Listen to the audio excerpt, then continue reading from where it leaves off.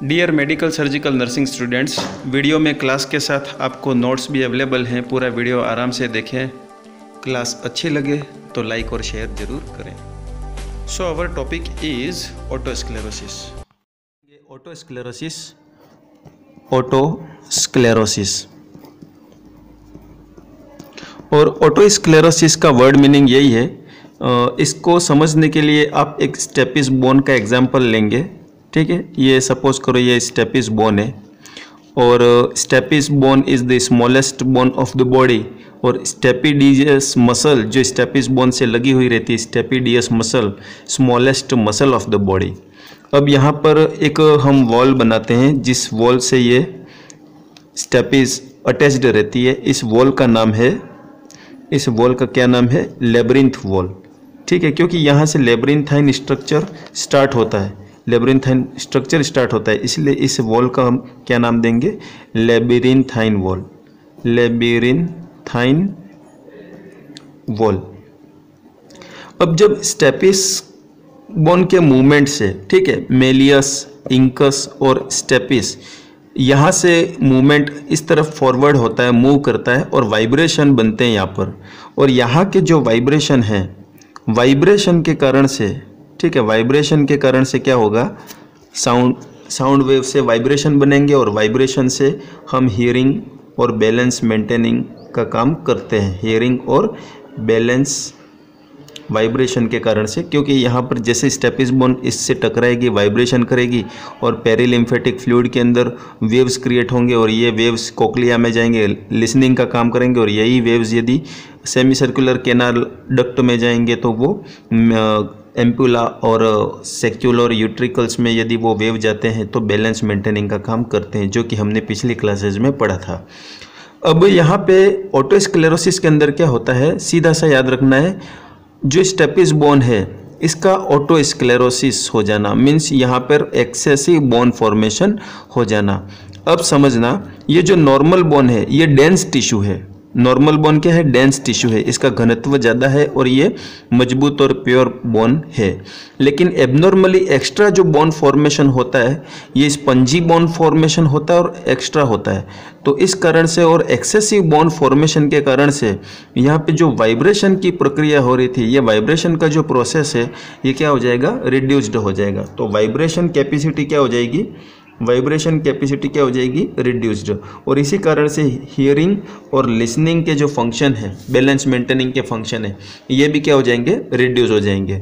तो बस आपको ऑटोस्क्लेरोसिस में यही ध्यान रखना है, excessive spongy bone formation inside the tympanic cavity, specially on the stapes foot palette.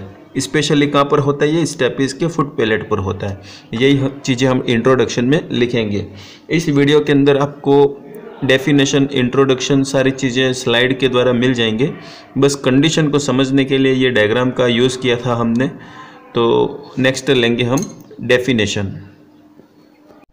अब फर्स्ट पैराग्राफ को समझने के लिए ध्यान से मेरी बात सुनिएगा कि आपके नॉर्मल ईयर में जो बोन है वो नॉर्मल डेंस एनकोंड्रल लेयर है। क्या है? Normally dense enchondral layer. लेकिन आपकी नॉर्मली डेंस एनकोंड्रल लेयर जो है यदि एबनॉर्मल स्पंजी बोन के द्वारा रिप्लेस्ड हो जाए, मतलब कि आपके नॉर्मल बोन की जगह एबनॉर्मली स्पंजी बोन आ जाए, तो आपकी फंक्शनिंग इम्पेयर्ड हो जाएगी। इसी पैराग्राफ को कैसे लिखेंगे? Otosclerosis is a condition where one or more foci of irregularly laid spongy bone replace part of the normal dense enchondral layer of bony otic capsule in your ear। ठीक है, ये first paragraph हो गया। इसको फिर से revise करने के लिए, सुनने के लिए आप वीडियो को फिर से देख सकते हैं।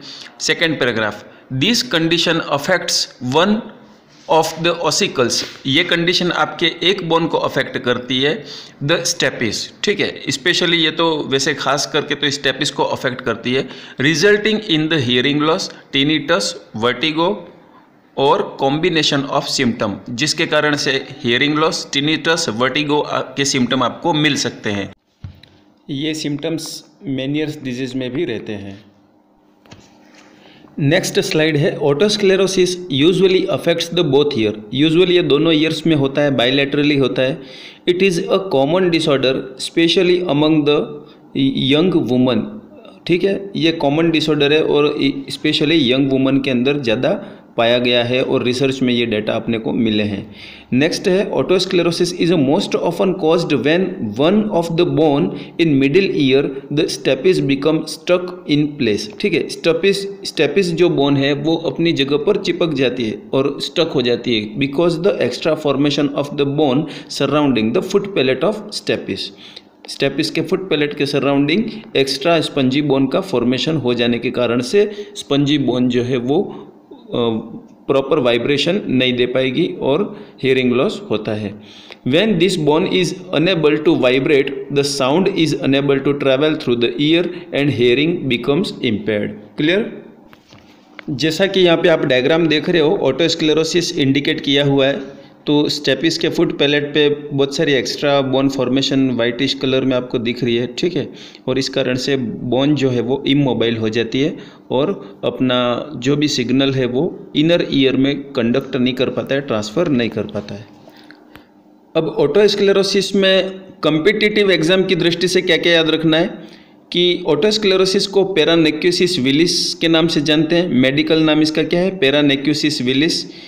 मोर इन द प्रेगनेंसी। ठीक है, ये ऑटोस्क्लेरोसिस होने के चांसेस प्रेगनेंसी में और यंग वुमन में ज़्यादा रहते हैं। नेक्स्ट है Schwartze sign on the oval window. Oval window यदि पिंक, रेड और स्वेलन दिखती है तो इस साइन को अपन कहते हैं स्क्वार्टस साइन। यहाँ से क्वेश्चंस बनते हैं। नेक्स्ट है स्टेपिडेक्टोमी इज डन। इस तरह के केसेस में स्टेपिडेक्टोमी किया जाता है और 95% केसेस जो है वो सक्सेसफुल रहते हैं।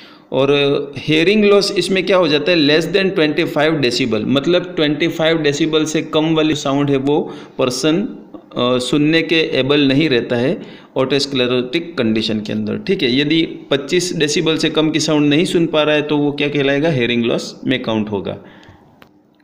Define otosclerosis. अब हम लेंगे definition. How to write the definition? Definition बहुत सिंपल है। डिफाइन एज द, ठीक है, otosclerosis define as the abnormal formation of new bone in the middle ear that gradually immobilises the stapes. It prevents it from the vibrating in response to sound causing a progressive conductive hearing loss। इसके अंदर progressive conductive hearing loss होता है क्योंकि vibration नहीं हो पाना, stirrup bone का vibration नहीं हो पाना, इमोबिलाइजेशन हो जाना। क्यों हो जाना? Extra formation of the bone on the foot palette of the stapes. Next लेंगे इटियोलॉजी। ठीक है, what are the causes of the otosclerosis? First cause है genetic and environmental factor such as the viral infection like measles. Measles जैसा viral जो infection है उस condition में extra bone formation हो जाता है। जेनेटिक फैक्टर और एनवायरमेंटल फैक्टर इसमें रिस्पॉन्सिबल है।